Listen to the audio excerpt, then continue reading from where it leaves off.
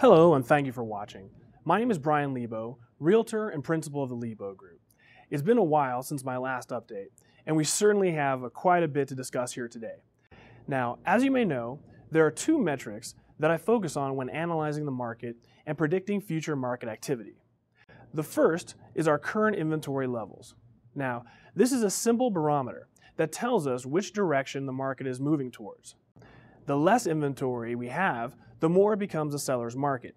Now, the more inventory we have, the more it swings towards becoming a buyer's market. Second is the notice of default numbers. The notice of default essentially provides us with an idea of how many potential foreclosures are coming down the pipeline. Now, typically, today's numbers provide an estimate of foreclosure inventory 6 months from now. So, without further ado, let's go over these numbers really fast. First off is the inventory.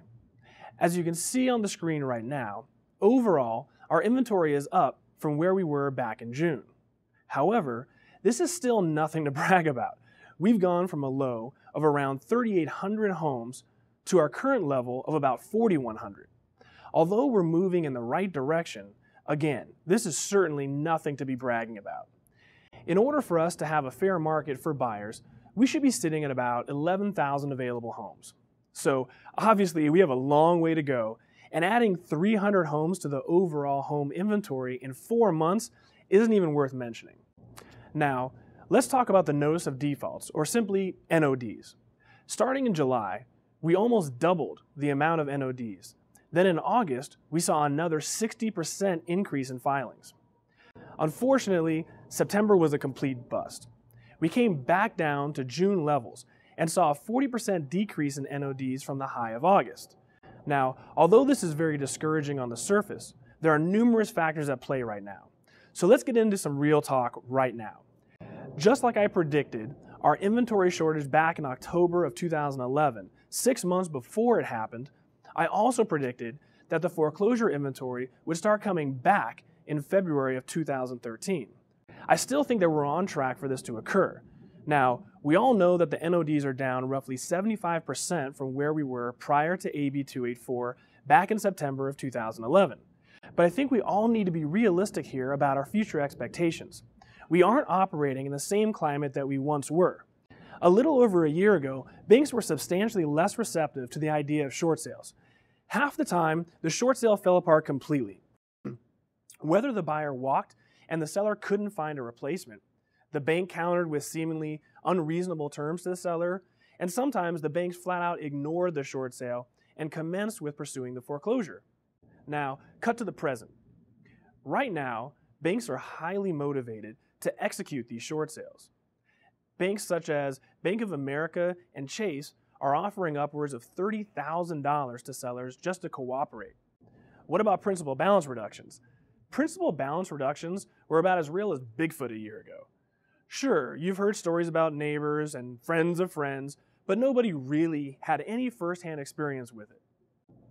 As I covered in a previous video, Bank of America is now pandering to delinquent borrowers and offering principal balance reductions. Many of these offers are to borrowers who never even requested a loan mod, let alone a principal balance reduction. Just this week, Hubble Smith of the LVRJ, or Las Vegas Review-Journal, wrote an article highlighting Bank of America's new program where they have selected delinquent borrowers and completely forgiven and absolved their second mortgage. Ironically, 2 days before this article, a viewer emailed me a copy of the letter that they had received. As you can see on the screen right now, this homeowner received a complete forgiveness of $85,525. This was the entire balance of his second mortgage. This particular borrower hadn't paid in 3 years and made no such request to Bank of America. Unsolicited, he found this letter in the mail a couple of weeks ago. Now, instead of letting his house go into foreclosure, he's going to continue paying on his first mortgage and has no intention of moving now. So, the moral of this little anecdote is that due to several acts of legislation, many of the homes that would normally come onto the market as distressed properties are now successfully being sold as short sales, and in many cases, never even seeing the light of day, since the banks are finding ways to keep people in their homes. So I don't think that we'll ever see the notice of default numbers we once did as a result of this. So on the other hand, although a good portion of properties will be worked out without resorting to foreclosure, a larger amount will eventually have to be foreclosed upon. Which leads me to the last big topic I want to discuss today. At this point, we all can pretty much agree that in Nevada, AB 284 had a drastic effect on the foreclosure process. Now, as much as this affected our foreclosure rate and subsequent inventory issues, there are other factors at play. On Monday, the Nevada Supreme Court, sided with banks on a very important issue that will certainly increase the foreclosure rate for us. Now, back in 1995, several banks incorporated a database called the Mortgage Electronic Registration System. This is commonly referred to as M.E.R.S. The idea was to bring mortgage banking securities into the 21st century. This database would track mortgages for its members as they passed hands. Once the Glass-Steagall Act was repealed, mortgages were rampantly bundled, securitized, and traded over and over again.